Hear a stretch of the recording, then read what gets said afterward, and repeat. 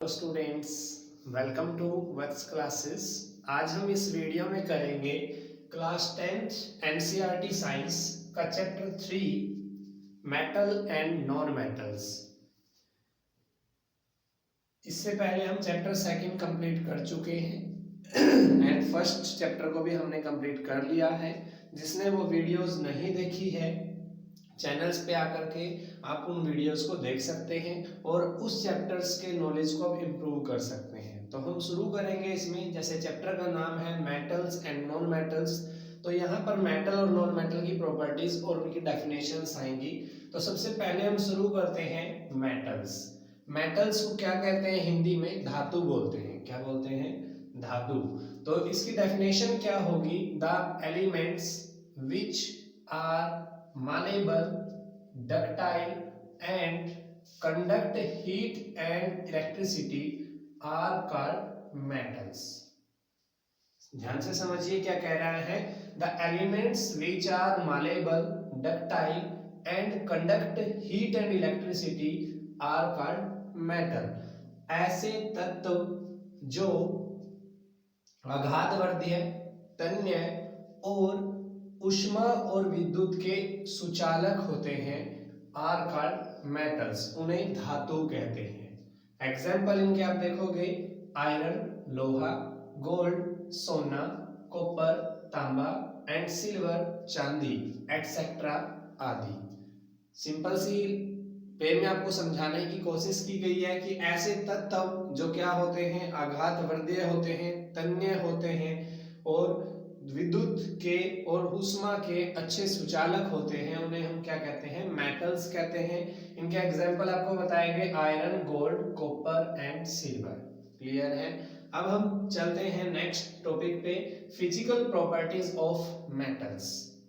भौतिक जो हमारी विशेषताएं होती हैं धातु की भौतिक विशेषताएं कौन सी होती हैं? इसमें आती हैं प्रकृति से रिलेटेड जो उनकी नेचर होती है, उनकी जो फिजिकल प्रॉपर्टीज होती हैं वो कौन सी है? नंबर 1 नेचर, जिसको बोलते हैं प्रकृति। प्रकृति मीन्स उसकी नेचर कैसी है, वो सॉलिड है, लिक्विड है, गैस है या हार्ड है, सॉफ्ट है, ये सारी चीजें हम इसमें पढ़ेंगे। तो सबसे पहले नेचर की बात करते हैं, प्रकृति। ऑल मेटल्स आर सॉलिड, सभी धातुएं क्या होती हैं? ठोस होती है। एक्सेप्ट मरकरी, सिर्फ किसको छोड़ करके? मरकरी को छोड़ करके। विच इज लिक्विड, जो क्या होती है? एक द्रव होती है। ठीक है।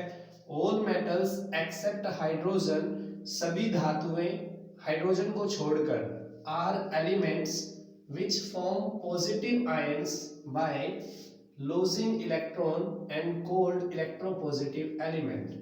सिर्फ हाइड्रोजन को छोड़ करके सारी धातुएं इलेक्ट्रॉन छोड़कर पॉजिटिव एलिमेंट बनाती है या पॉजिटिव आयंस बनाती है।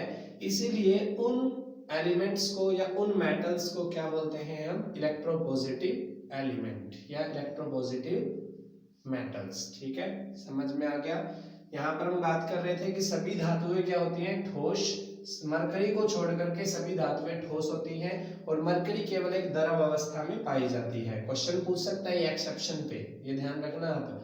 ऑल मेटल्स एक्सेप्ट हाइड्रोजन, सभी धातुएं हाइड्रोजन को छोड़ करके, are elements which form positive ion, ऐसे तत्व हैं जो पॉजिटिव आयन बनाते हैं बाय लूजिंग इलेक्ट्रॉन को लूज करके, एंड कोल्ड इलेक्ट्रोपॉजिटिव एलिमेंट। ऐसे एलिमेंट को, ऐसे मेटल को आप इलेक्ट्रोपॉजिटिव तत्व बोलते हैं। ठीक है। नेक्स्ट हमारा जो आता है मेटेलिक लश्चर। मेटेलिक लश्चर को हिंदी में बोलते हैं धात्विक चमक। हर एक धातु की एक चमक होती है, वो हम इसके अंदर पढ़ेंगे। All metals in pure state have a shining surface and this property of a metal called metallic lustre. सभी धातुओं की शुद्ध अवस्था में एक क्या होता है? चमकदार सरफेस होता है, बाहरी जो सरफेस होता है। And this property of a metal, इस मेटल की या धातु की इस प्रॉपर्टी को हम क्या बोलते हैं? धात्विक चमक बोलते हैं, मेटेलिक लश्चर बोलते हैं।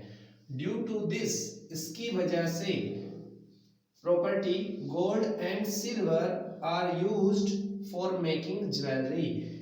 धातु के इन गुणों की वजह से जो गोल्ड होता है, सोना, एंड सिल्वर, चांदी, उनको हम किस में यूज करते हैं? ज्वेलरी बनवाने में, जो आभूषण बनाने में इनका प्रयोग किया जाता है। किसकी वजह से? मेटालिक लस्टर्स वाली प्रॉपर्टी की वजह से। मेटालिक लस्टर किसको कहेंगे?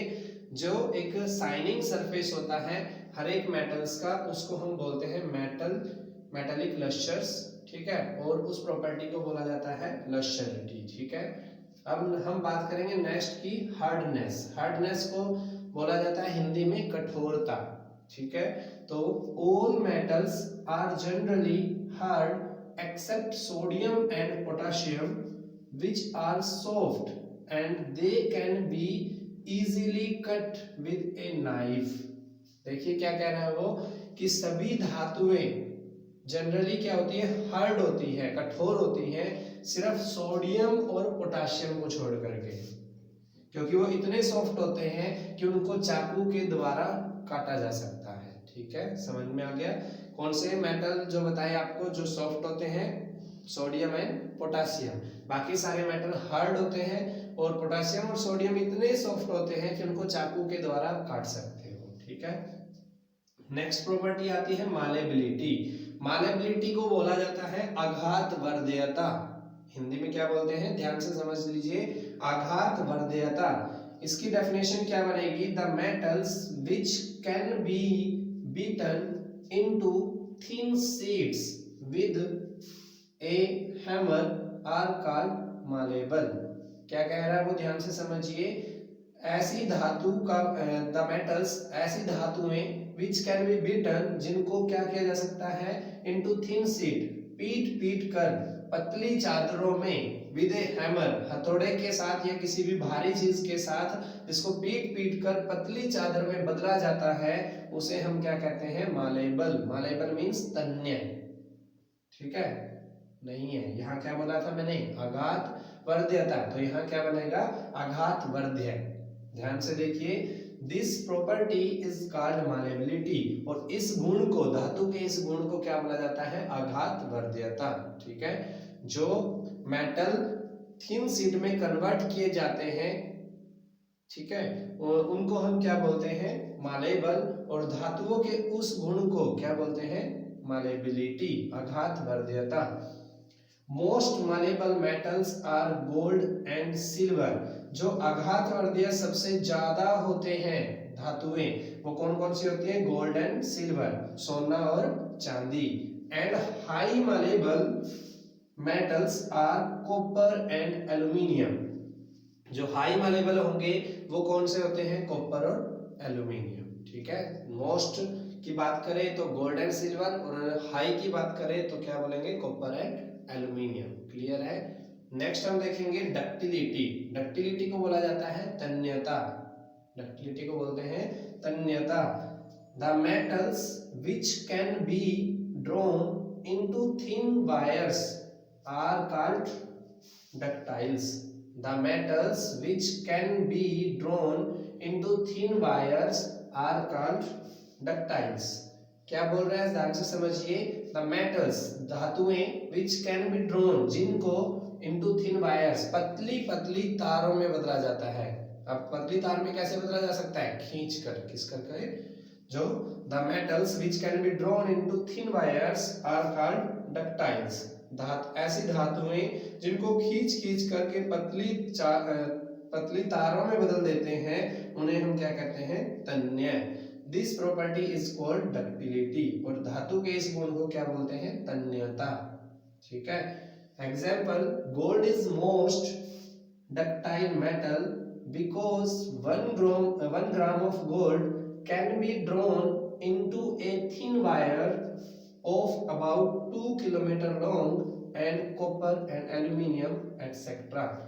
ध्यान से समझिए क्या कह रहा है वो। सबसे मोस्ट जो डक्टाइल मेटल है वो गोल्ड है, क्योंकि 1 ग्राम सोने से लगभग 2 किलोमीटर लंबी तार बनाई जा सकती है। और कोई से और जो एग्जाम्पल होंगे, उदाहरण होंगे, वो कॉपर और एल्यूमिनियम होगा। ये थी हमारी डक्टिलिटी। और डक्टाइल्स मेटल हमने बताया, जिसमें सबसे मोस्ट डक्टाइल मेटल कौन सा था? गोल्ड। अब नेक्स्ट हम प्रॉपर्टीज पढ़ेंगे। 6 प्रॉपर्टी हमारी आती है फिजिकल प्रॉपर्टीज ऑफ मेटल में, conductivity of heat and electricity. Hindi में क्या कहेंगे हम इसको? ऊष्मा और विद्युत की सुचालकता। ठीक है, तो हमने बताया था कि मेटल जो होते हैं गुड कंडक्टर होते हैं, डेफिनेशन में बताया गया था। तो यहाँ पर भी हम वही चीज लिखेंगे, metal are good conductor of heat and electricity. धातु जो होती हैं वो ऊष्मा और विद्युत की अच्छी सुचालक होती है, बिकॉज क्यों? They allow heat and electricity to pass through them easily, क्योंकि वो अपने अंदर से ऊष्मा और विद्युत को आसानी से गुजरने देती है, आसानी से पास होने देती है। इसलिए वो धातुएं क्या होती हैं? गुड कंडक्टर होती है हीट एंड इलेक्ट्रिसिटी की। They have high melting and boiling points.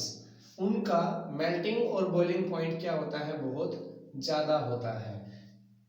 ठीक है, silver and copper are best conductor, mercury and lead are bad conductor of heat and electricity। क्या कह रहे हैं वो बता रहा है कि जो सिल्वर चांदी होता है एंड कॉपर होता है वो बेस्ट कंडक्टर होते हैं हीट एंड इलेक्ट्रिसिटी के, अच्छे सुचालक होते हैं। बेस्ट कंडक्टर मींस अच्छे सुचालक होते हैं ऊष्मा और विद्युत के, बल्कि mercury and lead are bad conductor of heat and electricity. जो मरकरी होता है पारा, लेड जो होता है, दोनों क्या होते हैं? बैड कंडक्टर होते हैं ऊष्मा और विद्युत के। ठीक है, समझ में आ गया क्यों कहते हैं उनको गुड कंडक्टर? क्योंकि उनके अंदर से आसानी से ऊष्मा और विद्युत पास हो जाती है, गुजर जाती है। नेक्स्ट हमारा आता है सोनोरिटी। सोनोरिटी क्या होता है? Metal make sound when they hit with an object are called sonorous, and this property of metal is called sonority। जब धातुओं को किसी भारी वस्तु से पीटा जाता है या हिट किया जाता है तो वो ध्वनि उत्पन्न करते हैं, ध्वनियता बोलते हैं इसको, ध्वनिकता भी बोलते हैं। ठीक है, जो धातुओं को किसी भारी वस्तु से पीटा जाता है तो वो आवाज उत्पन्न करते हैं, या उसको हिट किया जाता है, उसको टच किया जाता है तो उसके अंदर से एक ध्वनि उत्पन्न होती है, इसी को ध्वन्य बोलते हैं। एंड इस धातु के इस गुण को ध्वनियता बोलते हैं या ध्वनियता बोलते हैं। ठीक है, due to this property metals are used for making bells, string of sitar and violin। Violin के तार भी बना सकते हैं। मतलब धातु के इस गुण की वजह से धातुओं को जो बेल होती है साइकिल में, ठीक है, या बेल इलेक्ट्रिक बेल जो होती है, उनको बनाने के लिए string of sitar and violin, sitar होता है, वायलिन होता है, उनके जो तार होते हैं जिनसे बजती है वो आवाज उत्पन्न करती है, उनको धातुओं का से बनाया जाता है। ठीक है, 7th प्रॉपर्टी आपको समझ में आ गई। नेक्स्ट चलते हैं 8th, कलर्स। कलर्स मतलब होता है रंग। ठीक है, आपने धातुएं देखी होंगी, ठीक है, उनके रंग आपको पता होगा, वही चीज आपने इसमें लिखनी है। ऑल मेटल्स आर सिल्वर और grey colour except copper and gold. क्या कह रहा है? सभी धातुएं सिल्वर चांदी जैसे रंग की या ग्रे कलर की, ठीक है, एक्सेप्ट कॉपर तांबे को छोड़ करके, एंड गोल्ड सोने को छोड़ करके। सोने और तांबे को छोड़ करके सभी धातुएं सिल्वर या ग्रे कलर की होती हैं। बिकॉज कॉपर और गोल्ड क्यों नहीं होती? क्योंकि because copper has reddish brown. Copper का रंग जो होता है वो कैसा होता है? लाल भूरे रंग का होता है। And gold has yellow colour, और जो आपका येलोइश ब्राउन होता है वो सोना होता है। सोने का रंग जो होता है पीले रंग पे, पीले भूरे रंग का होता है। नेक्स्ट प्रॉपर्टीज हमारी आती है डेंसिटीज। डेंसिटीज क्या होती है? घनत्व बोलते हैं इसको। इसका फॉर्मूला क्या होता है? आपको याद होगा, पिछली क्लास में पढ़ा होगा, मास बाय में वॉल्यूम। क्या होता है, डेंसिटी। ठीक है, डेंसिटीज का फॉर्मूला क्या होता है, मास बाय में वॉल्यूम, ये आप याद रखिए। अब यहां से बात करते हैं, पहले हम समझते हैं कि डेंसिटी मास के क्या होती है, डायरेक्टली प्रोपोर्शनल, और वॉल्यूम के क्या होती है, इनवर्सली प्रोपोर्शनल। क्योंकि जो ऊपर होता है वो इसके डायरेक्टली प्रोपोर्शनल होता है, और जो नीचे लिखा होता है वो इनवर्सली प्रोपोर्शनल होता है, जिसको व्युत्क्रमानुपाती बोलते हैं, इसको समानुपाती बोलते हैं। मतलब अगर ये बढ़ेगा तो डेंसिटी बढ़ेगी, ये बढ़ेगी तो डेंसिटी घटेगी। क्लियर है, समझ में आ गया। विपरीत रिलेशन होता है डेंसिटी और वॉल्यूम में, और सेम जो है प्रभाव पड़ेगा, इफेक्ट पड़ेगा वो डेंसिटी और मास पे। इसी के ऊपर डेफिनेशन बनेगी, देखिए, all metals accept sodium and potassium have high densities. सभी धातुओं की, सोडियम और पोटासियम को छोड़ करके, सोडियम और पोटासियम को छोड़ करके सभी धातुएं की हाई डेंसिटीज होती है, ज्यादा घनत्व होता है उनका। Hence metal are heavy substance, इसलिए वो बहुत भारी पदार्थ होती हैं। धातुएं जो होती है बहुत भारी पदार्थ। देखो, डेंसिटी ज्यादा हुई है तो मास ज्यादा होगा, और मास ज्यादा होगा तो भारी होगी। ठीक है, डेंसिटी ऑफ आयरन इज 7.8 ग्राम पर सेंटीमीटर की क्यूब। ठीक है, जो लोहे का घनत्व है वो 7.8 ग्राम प्रति सेंटीमीटर की क्यूब है। So it is a heavy substance, इसलिए सबसे भारी जो है, मतलब हैवी कह सकते हो, भारी सब्सटेंस होता है। सबसे भारी तो नहीं कहेंगे, ठीक है, वो हम लास्ट में आपको बताएंगे कौन सा सबसे भारी मेटल्स या कुछ इंपॉर्टेंट जो मेटल से रिलेटेड प्रॉपर्टीज होती हैं। तो यहाँ पर क्या है, जो 7.8 ग्राम पर सेंटीमीटर की क्यूब डेंसिटी है, इसलिए इसको भारी पदार्थ कहते हैं। तो हम इस वीडियो में हमने किया मेटल्स की definition and physical properties of metal. Next videos में हम करेंगे chemical properties of metals and non metal से रिलेटेड कुछ टॉपिक्स। तो ऐसी वीडियोस के लिए हमारे चैनल्स को लाइक कीजिए, कमेंट्स करते रहिए, और इस चैनल को या वीडियोस को शेयर भी करते रहिए। ठीक है, जिससे हमें सपोर्ट मिलता रहे, हमें उत्साह मिलता रहे, और हम आपके लिए ऐसी ऐसी वीडियोस लेके आते रहें। Thank you so much for watching.